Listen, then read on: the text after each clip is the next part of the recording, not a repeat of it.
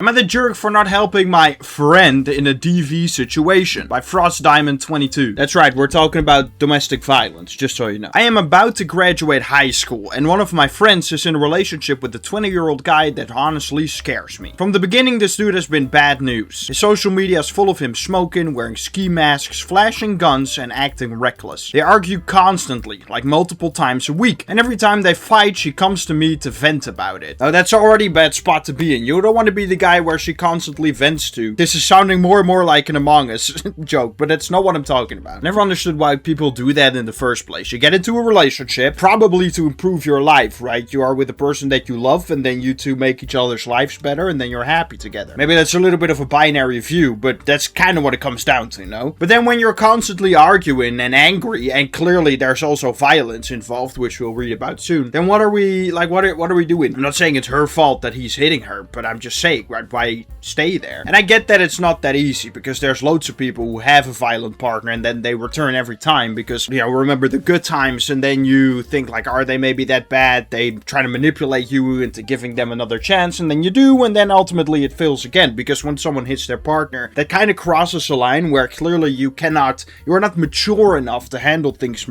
maturely, so then you resort to physical violence. Which is honestly, it's really sad when that's the only way you can express yourself, because what do you mean you can only express your frustration by hurting someone else? Clearly some lack in there, you know what I mean? But that's a whole lot of seriousness. I mean, like with the people who just argue a lot, like nothing's violent, but they just don't seem like they're having a good time. But yeah, what they say, love makes blind, because anybody could see like his Instagram, he flashes guns, wearing ski masks and smoking and all that stuff, and you're like, okay, this is probably not a good guy to hang around with. Then you fall in love with him, and then, well, yeah, you don't see all that, because love makes blind. At first, I tried to help. When she told me he was threatening to slap her during arguments, I told her straight up to leave him because aggression always escalates. I grew up around domestic violence, and I've also been in an abusive relationship myself, so I know the warning signs. Once somebody starts threatening you, punching walls, throwing things, etc., it only gets worse. That's true.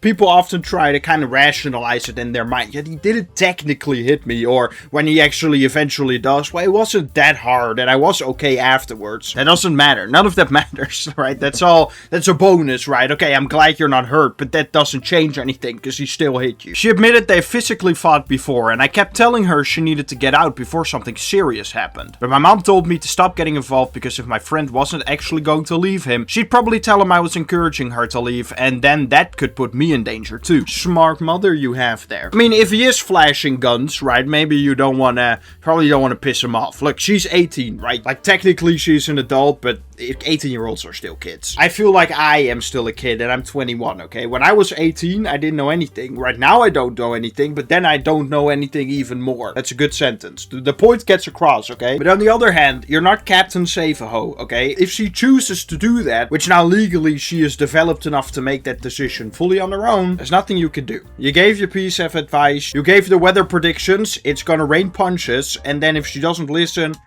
there's not much more you can do. You can't drag her out of the relationship, and you shouldn't want to. Because like your mom said, what if he gets mad at you then? He has the emotional immaturity to hit his girlfriend, so, right, he'll probably also hurt you. Maybe not, but we have to make assumptions. A while back, I got so frustrated that I told her not to call me when he ends up seriously hurting her because I was tired of hearing the same thing over and over while she stayed with him. Harsh, I know. Now, she recently told me they fought again, and when I asked if he was threatening her, she admitted he's now threatening to kill her if she leaves. The thing is, I honestly don't know what to do anymore. I'm scared myself. This guy has guns, acts unstable, and I genuinely worried that if she disappears or leaves him, he could show up at my house thinking I know where she is. Valid. I wouldn't be too comfortable about that either. But you can die knowing that you were right, so that's a plus, I guess. Okay, but all jokes aside, you were harsh in saying that she couldn't contact you if he seriously hurt her. But you know, you guys talked again, so clearly you didn't really mean it. Things said in frustration often aren't really the truth. Like deep down, you kind of feel that way, but of course empathy and caring about others wins out. Because you're not a bad person. You know how that works? I was kind of alluding to it earlier, right? It's her decision. Now, you are involved because, well,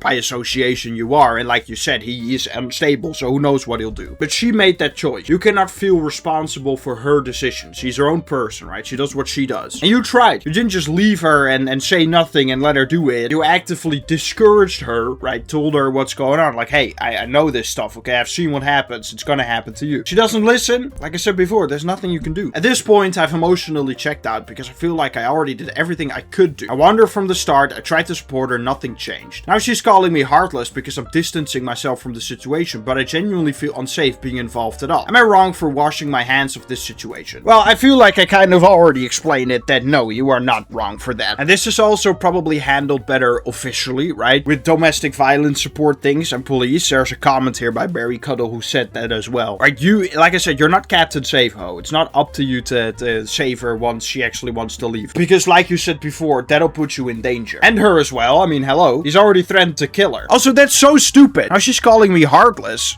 Ma'am, you decided to go into the situation. You ignored every warning sign. You ignored your friend's advice. Oh, and now they are the bad guy, right? Because you put yourself in that situation. Look, the bad guy in the story is, of course, the boyfriend, not her. But it's still an unreasonable thing to say. Now I want to address the abuser directly here. He's never watching this video, but just imagine he is. You're a massive pussy. Let's just start off with that, okay? You hate your girlfriend, and you threaten to kill her, and then that somehow makes you feel strong, right? Oh, yeah, you can physically overpower a girl, right? 18-year-old girl. You can do that. Whoa!